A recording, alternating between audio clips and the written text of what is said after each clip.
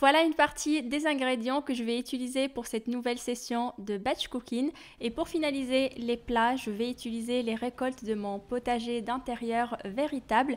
Je vous l'avais présenté l'année dernière lors d'une vidéo, je vous mets le lien dans la barre d'informations.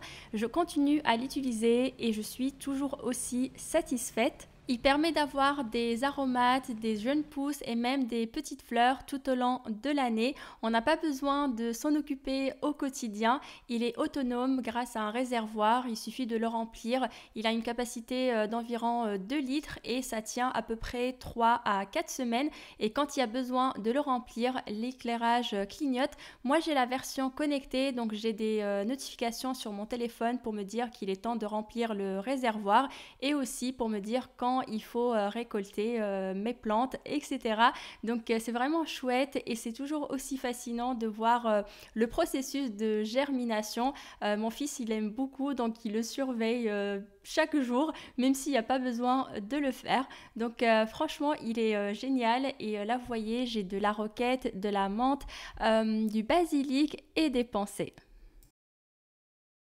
Je vais commencer par préparer ma pâte à pizza. C'est une recette que j'ai déjà partagée avec vous plusieurs fois et comme elle fonctionne, je ne la lâche plus. La seule chose que je change, c'est le goût. À chaque fois, j'ajoute des arômes. Là, aujourd'hui, je vais mettre des herbes de Provence. Des fois, je mets du curcuma, d'autres fois du cumin. Et elle est vraiment très très simple à faire. Je mets tous mes ingrédients et je vais la faire pétrir à peu près 8 minutes. Si vous n'avez pas de robot ou de pétrin, vous pouvez faire cette étape-là à la main. Il faut compter à peu près une dizaine de minutes. Le but, c'est d'obtenir une texture assez souple et légèrement collante. Ensuite, vous formez une boule et il faut bien la filmer et pour ne pas laisser l'air rentrer en fait à l'intérieur du bol et comme ça, on évite d'avoir une croûte et on laisse poser à peu près 1 heure à 1 heure et demie le temps d'avancer sur les autres recettes. J'ai mis de l'eau à chauffer, j'ai rincé les asperges et là je viens les gratter un petit peu pour retirer quelques petites imperfections et un petit peu de sable. Alors je les ai achetées déjà bottées, donc j'ai enlevé la ficelle pour pouvoir les laver et là il faudra les rebotter une deuxième fois. Normalement il faut égaliser en fait la pointe et couper le bas, mais comme j'avais des asperges qui étaient trop petits, donc j'allais me retrouver avec des tout petits bouts, donc j'ai fait le contraire et j'ai remis l'élastique. Alors pour la technique, voilà, hein, j'ai un petit peu galéré. Heureusement que je peux couper un petit peu au montage. Ça m'a pris du temps, j'ai galéré. Voilà, je vais pas mentir. C'était pas évident. J'ai vu qu'on pouvait utiliser une bouteille pour que ça soit plus facile à faire. J'ai fini par réussir et ensuite, il suffit de couper donc l'extrémité ou qui sont un peu abîmés et en général ils sont assez dur et après donc on va les cuire à peu près 8 minutes dans de l'eau bouillante avec du gros sel et il faudra surveiller en fait la cuisson à l'aide de la pointe en fait d'un couteau. En moyenne il faut compter 8 minutes mais comme en fait les tailles peuvent être différentes, donc n'hésitez pas à vérifier avec la lame du couteau et une fois que c'est cuit on va les retirer et les mettre à égoutter sur un linge propre et les laisser bien refroidir avant de les mettre directement dans une boîte de conservation. On va cuire les tomates cerises. J'ai allumé le four pour le préchauffer à 180 degrés et là je vais mettre les tomates sur un plat qui va au four. On ajoute un petit peu d'aneth, du gros sel, de l'huile d'olive, on mélange et c'est parti pour une cuisson d'environ 10 à 15 minutes, le temps qu'elle éclate un petit peu et qu'elle ramollisse. Je lance également la cuisson du millet. Personnellement, je le rince comme le quinoa. Il faut porter l'eau à ébullition. On fait cuire le millet pendant 10 minutes. On retire du feu, on couvre et on laisse gonfler à peu près 20 minutes. Et après les 20 minutes, on mélange avec une fourchette pour voir si le millet a bien absorbé toute l'eau. Et après, vous laissez bien refroidir avant de le mettre directement dans une boîte de conservation. Je vais utiliser l'oignon rouge pour 2 recettes. Je découpe une grande partie en grosses lamelles. Je vais les ajouter plus tard avec les concombres. Et je garde un petit quartier que je hache assez finement pour faire la petite recette des tartelettes aux légumes.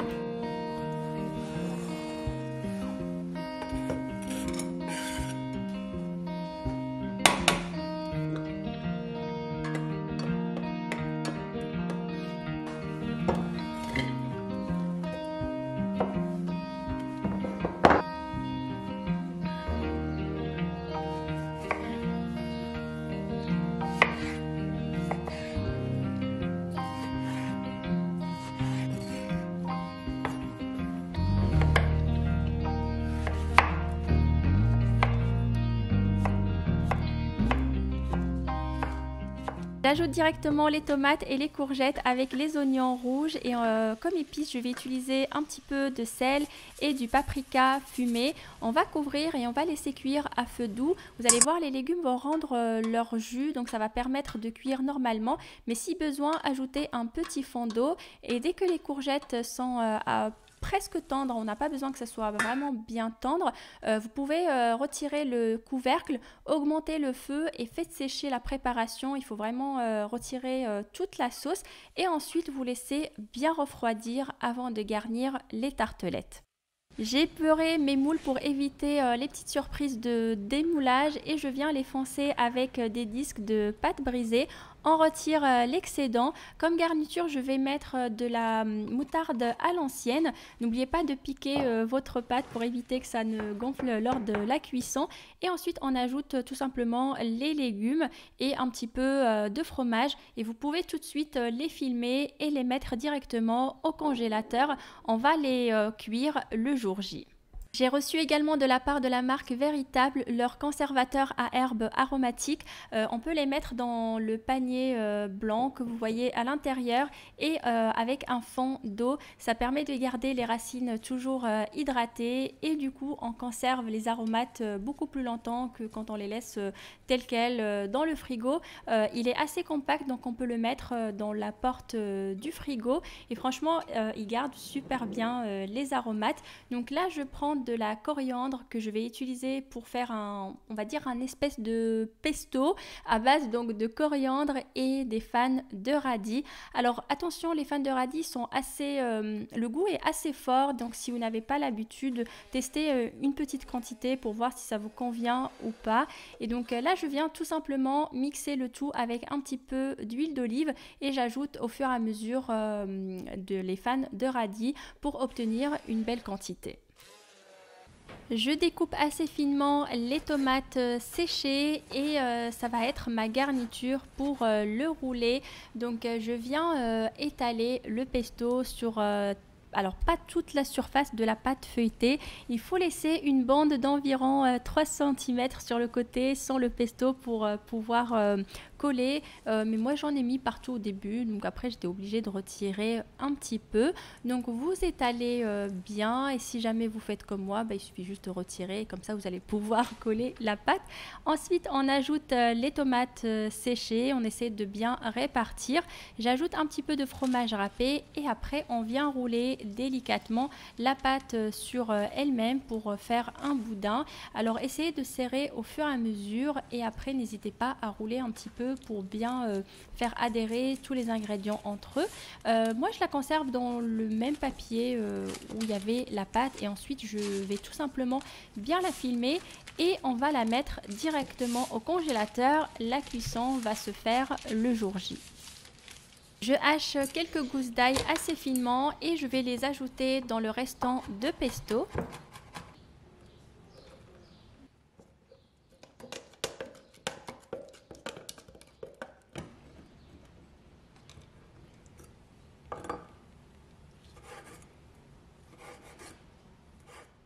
La pâte a bien gonflé, c'est trop marrant comment il y a eu cette boule là qui gonflait. Donc je la dégaze rapidement et ensuite je vais l'étaler. Alors j'utilise un moule d'environ 18 x 24 cm. Donc je vais obtenir un pain qui est assez épais et j'aime bien ça. Sinon si vous préférez un pain moins épais, vous pouvez utiliser un moule un peu plus grand. Donc on vient bien huiler le moule. J'ajoute un peu ou voire beaucoup de semoule extra fine. Je trouve que ça donne une belle texture au pain et ça lui donne du croustillant et j'utilise également de la semoule pour étaler ma pâte. Je commence à l'étaler un peu sur le plan de travail, j'essaie de faire la même forme que le moule et après je finis de l'étaler directement dans le moule et j'essaie de faire épouser la pâte tout le tout le moule, oui.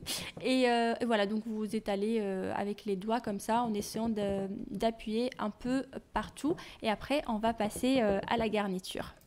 J'ajoute tout le restant du pesto et je l'étale. J'ajoute également des tomates que j'ai découpées en fines tranches et les olives. J'ajoute également des petits morceaux de fromage et après on va tout simplement filmer le plat et on va le mettre au frigo et on va laisser la pâte lever toute la nuit. Vous pouvez laisser jusqu'à 2 jours au frigo et après donc on passera à la cuisson le jour J.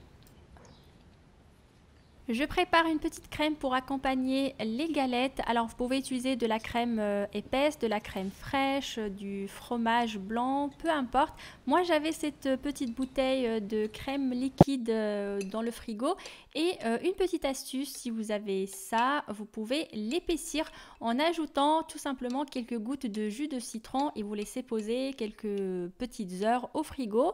Moi là j'ai mis tellement de citron que ça s'est épaissi instantanément. Mais bon, il vaut mieux mettre beaucoup que ne pas mettre assez parce que ça m'est déjà arrivé, sachant qu'on sent absolument pas le goût du citron si cela vous dérange. Et après, j'ajoute tout simplement un petit peu d'aneth, un petit peu de sel.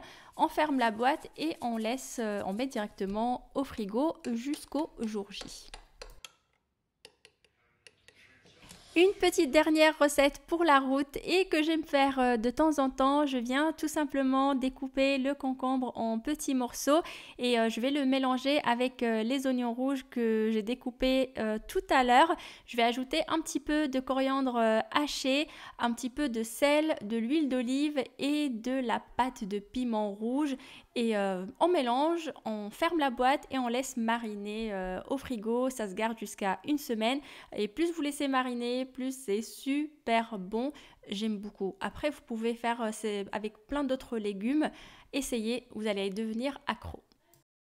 Et voilà ce que ça donne une fois tout est prêt. Donc on n'a que les tartelettes et le roulé de pâte feuilletée qu'on va mettre au congélateur et qu'on va cuire le jour J.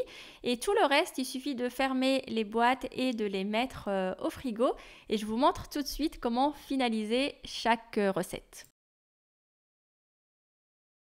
Pour le pain, préchauffez le four à 200 degrés et enfournez environ 30 minutes et ensuite vous baissez le feu à 180 degrés. Si besoin, couvrez le pain avec un plat ou avec du papier aluminium pour éviter que la garniture ne crame et poursuivez la cuisson environ 20 à 30 minutes.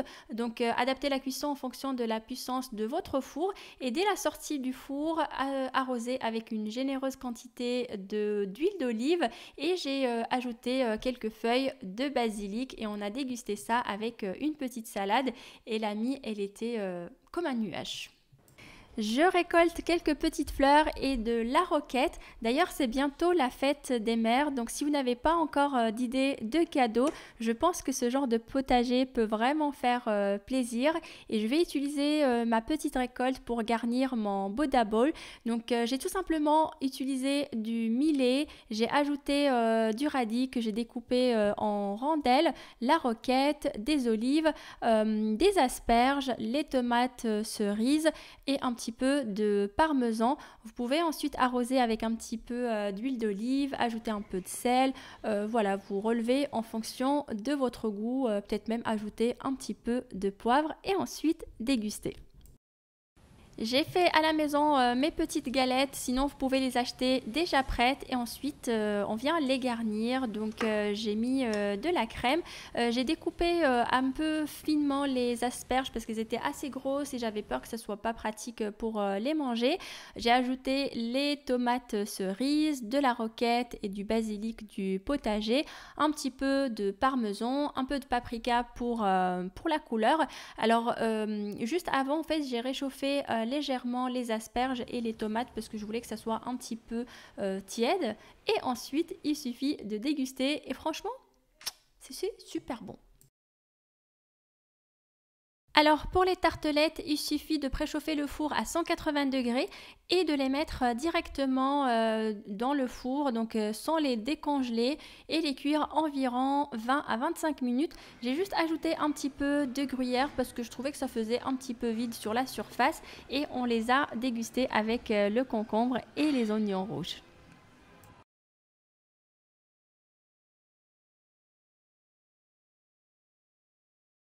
Pour le rouler, pensez à le sortir 1 heure à l'avance du congélateur. Ça va nous permettre de le découper facilement, sinon il va être trop dur.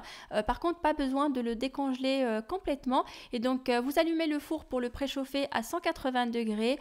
Vous découpez des tranches d'environ 1 cm ou un peu plus en fonction de votre goût. Et c'est parti pour une cuisson de 20 à 25 minutes. Il faut que ça soit bien doré à la sortie du four. Et je les ai accompagnés avec un petit peu de roquette, du basilic et une bonne salade verte.